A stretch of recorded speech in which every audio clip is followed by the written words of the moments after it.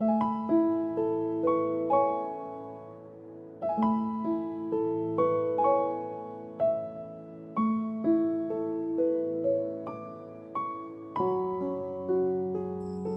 mo ako mula sa kadiliman, ikaw ang babaeng nagpakita ng liwanag sa kalayaan.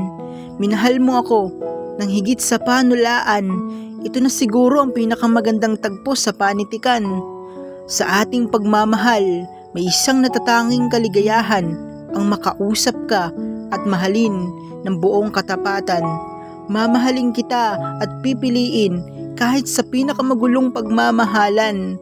Hindi kita itatanggi sa kahit sino man, sapagkat ang katulad mo ay isang mamahaling kristal na aking iingatan, ipagmamalaki, ngunit ipagdadamot kita sa karamihan. Mahal kita, binigyan mo ulit ang puso ko ng pag-asa na ang dating tulog, gumising at minahal ka. Ilang beses na tayong sinubok ng tadhana, pero tayo ay buo pa rin, minamahal ang isa't isa. Sa kabila ng aking pagiging mapagduda, hindi mo pa rin ako iniwan kahit sa pinakamadilim na buhay ko. Dagat ang pagitan ng dalawang pusong pinagtagpo sa panulaan. Mahirap ang bawat araw na hindi tayo magkasama. May kalungkutan.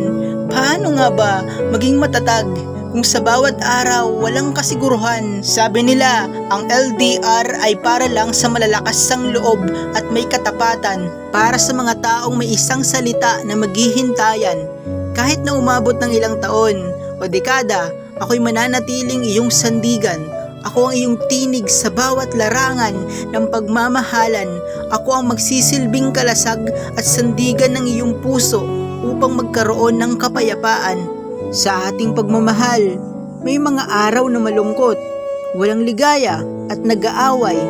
Ngunit pipiliin pa rin ang isa't isa at hawak kamay sa buhay.